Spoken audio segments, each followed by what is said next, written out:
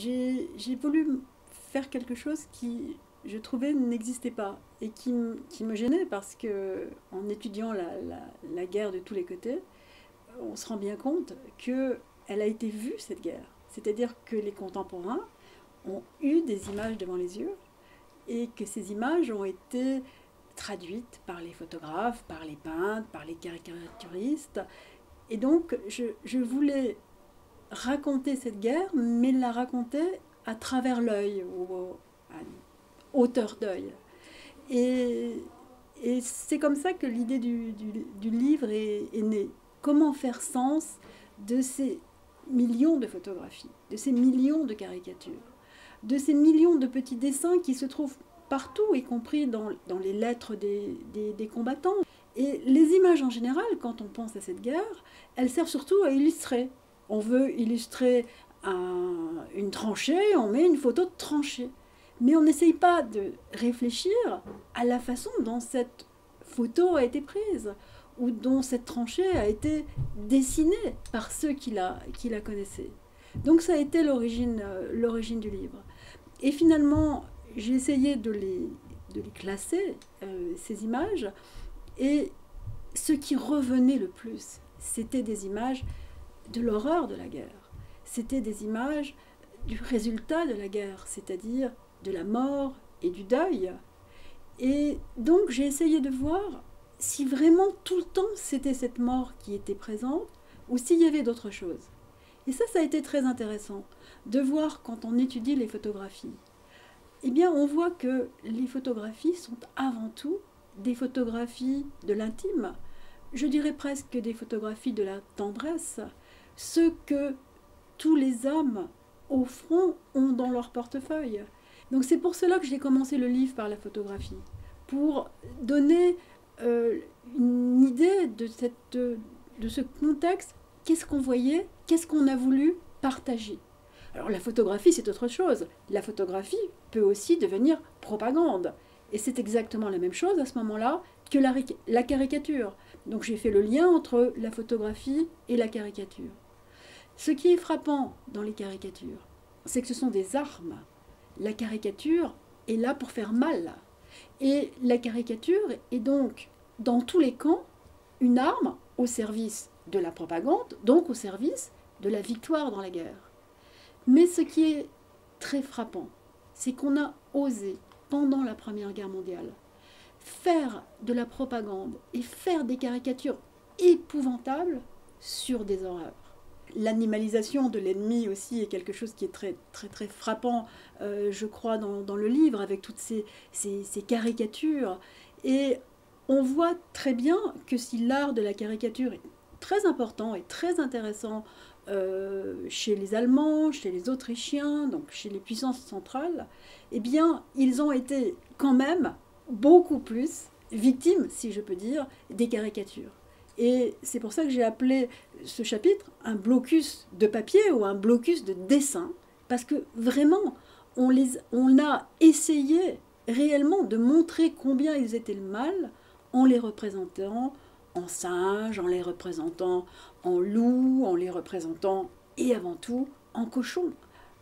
On est dans cette guerre que l'on imagine, la guerre des canons et des gaz, et on a raison. Mais on la voit ici transformée par des gens avec souvent énormément de talent.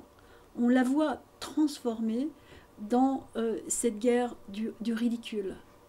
Et pour nous, avec la distance que l'on a maintenant, en voyant l'horreur qu'a été cette guerre, on a du mal quelquefois à comprendre comment on a pu se laisser aller à faire de telles caricatures. Et je crois que c'est important pour comprendre les mentalités de l'époque, de voir que les gens ne sont pas en un seul bloc, qu'ils peuvent à la fois penser que la guerre est terrible et dure, et qu'en même temps, cette guerre, ils considèrent qu'il faut la faire parce que l'ennemi est horrible. Et montrer cet ennemi horrible, eh bien, va leur permettre peut-être de supporter les conditions de cette guerre. Les deux derniers chapitres sont les chapitres les plus artistiques, je dirais, ceux où les artistes, soit les artistes qui ont vécu pendant la guerre, soit les artistes qui vivent jusqu'à aujourd'hui, des artistes très contemporains, nous disent leur façon de voir la guerre. Et ce qui était très intéressant, et ce qui est bien connu, mais que j'ai essayé de vraiment comprendre de l'intérieur, c'est comment le camouflage, qui est un art militaire, qui est né pendant cette guerre, qui vise à rendre invisible une partie de l'armement, ou à rendre invisible les hommes, a été presque, je dirais, subverti de l'intérieur par les avant-gardes.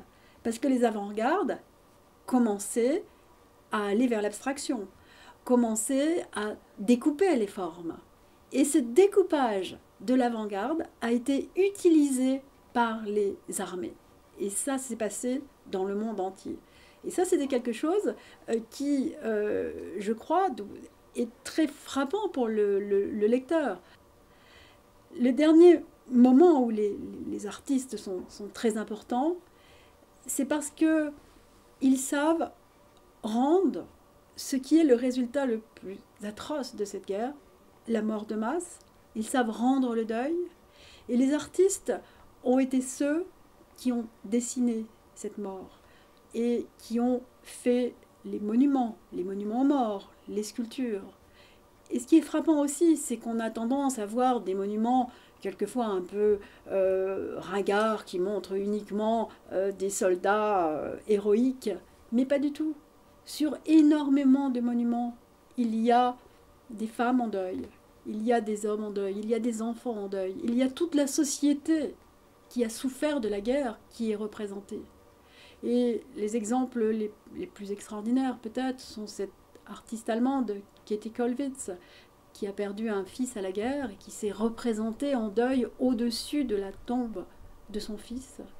Et puis le grand sculpteur Brancusi, le sculpteur moderniste, le sculpteur de l'abstraction, le sculpteur de la colonne sans fin, eh bien il a transformé pour sa ville natale en Roumanie sa colonne sans fin en colonne de deuil, un deuil qui est totalement infini.